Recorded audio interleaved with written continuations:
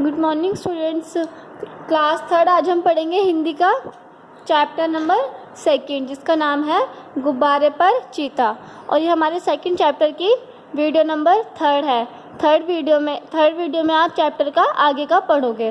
First और second video में आपने देखा कि इसमें एक बलदेव नाम का लड़का है जिसके शहर में, जिसके गांव में जहां वो रहता है, वहां पर एक सर्कस का शो हो रहा है, मतलब कि एक सर्कस का खेल हो रहा है। लेकिन उसमें जाने के लिए उसे सब मना करते हैं, उसके मास्टर मना करते हैं, उसके दोस्त मना करते हैं, लेकिन वो ज़िद कर लेता है कि नहीं, वो सर्कस देखने ज़रूर जाएगा। तो आपने पहली वीडियो में उसके बारे में जाना कि वो क्या क्या सोचता है, किस तरीके से वो सर्कस में जाने का प्लान बनाता है। फिर सेकंड वीडियो में आप देखा सर्कस में जाके वो क्या देखता है।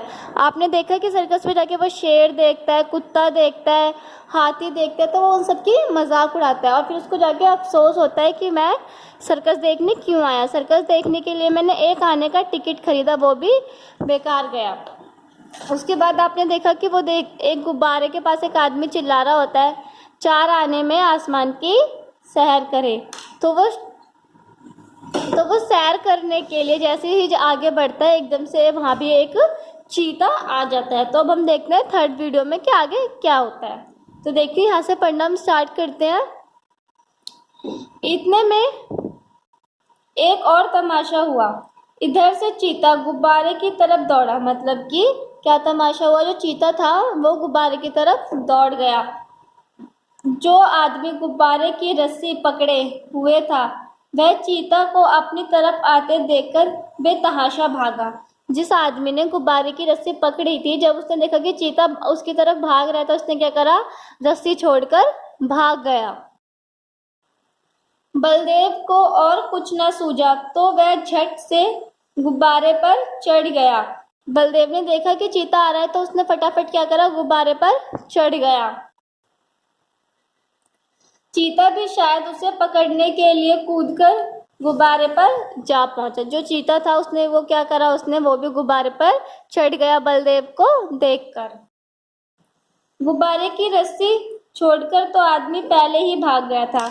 तुम्हें अभी आपने पढ़ा कि गुब्बारे की रस्सी वो आदमी छोड़कर भाग गया था। अंत गुब्बारा उड़ने के लिए बिल्कुल तैयार था। रस्सी छूटते ही वह ऊपर उठ गया। गुब्बारा जैसे ही उसकी रस्सी छोड़ी तो वो गुब्बारा ऊपर उड़ गया। बलदेव और चीता दोनों ही ऊपर उठ गए। बात ही बात में गुब्बारा ताड़ के बराबर जा पहुंचा, मतलब कि इतने वो एकदम सोच ही रहे थे, तब तक वो गुब्बारा ऊपर तक पहुंच गया। बलदेव ने एक बार नीचे देखा तो लोग चिल्ला चिल्लाकर उसे बचाने के उपाय बताने लगे। जब उसने नीचे देखा तो लोग उसे चिल्ला रहे थे, उसे बता रहे थे कि वो किस तरीके से नीचे आ सकता है।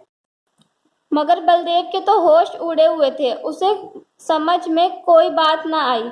बलदेव इतना डरा हुआ था कि उसके होश उड़ गए थे, तो उसने लोगों की बातों पर ध्यान नहीं दिया और ना ही उसे कुछ समझ में आ रहा था। जो जो गुब्बारा ऊपर उठता जाता, चीते की जान निकली जाती थी। जैसे ही गुब्बारा ऊपर जाने लगा हवा में, उसी तरीके से चीता की जान जाने लगी। उसकी समझ में ना आता था कि कौन उसे आसमान की ओर लिए जाता है। उसे समझ में ही नहीं आ रहा था। वो सोच रहा था कि वो ऊपर कैसे जा रहा है। वह चाहता तो आसानी से बलदेव को चट कर जाता, मगर उसे अपनी ही जान की फिक्र हो रही थी। अगर चीता चाहता तो बलदेव को खा सकता था, लेकिन वो चीता इतना डरा हुआ था कि उसे अपनी जान की फिक्र हो रही थी कि वो अपने आप को कैसे बचाएगा। सारा चीतापन भूल गया था। कौन भूल गया था चीतापन? चीता, क्योंकि वो इतना डरा हुआ था, अपनी सारी बहादुरी भूल गया था। आखिर वह इतना डरा कि उसके हाथ पैर फूल गए और वह फिसलकर उल्टा नीचे गिरा। वो इतना डर गया था कि वो एकदम से फिसला और नीचे गिर गया। जमीन पर गिरते ही उसकी हड्डी पसली चूर चूर हो गई। जैसे चीता नीचे जमीन पे गिरा, उसकी हड्डी पसली टूट गई। अब तक तो बलदेव को चीते का डर था, अब यह फिक्र हुई कि गुब्बारा मुझे कहाँ लिए जाता है।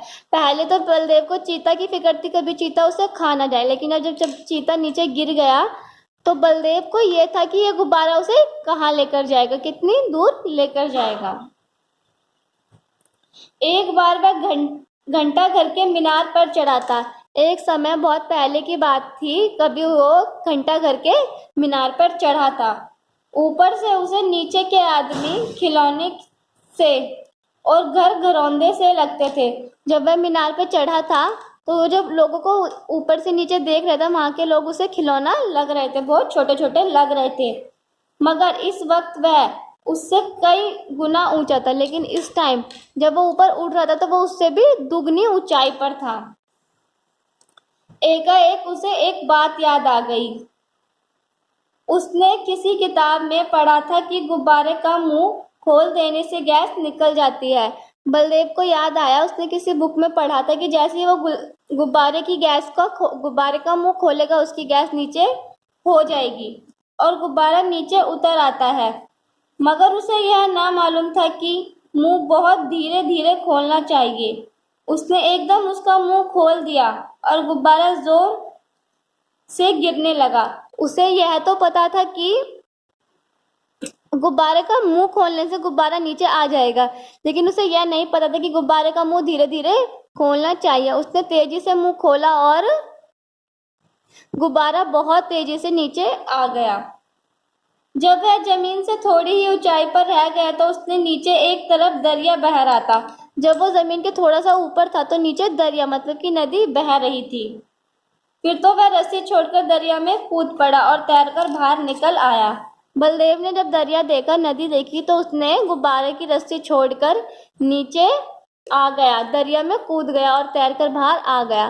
तो स्टूडेंट्स, ये चैप्टर आपका यहीं पे फिनिश होता है। आपने देखा कि बलदेव कितना जिद्दी था। उसने अपनी जिद के आगे अपनी जान जोखिम में डाल दी थी। उसने किसी की बात नहीं मानी। अगर वो शायद अपने मास्टर की बात या अपने पेरेंट्स की, अपनी माता पिता की बात मानता तो उसके साथ इतनी बड़ी मुसीबत ना होती और ना ही वो अपनी जान से बच पाता।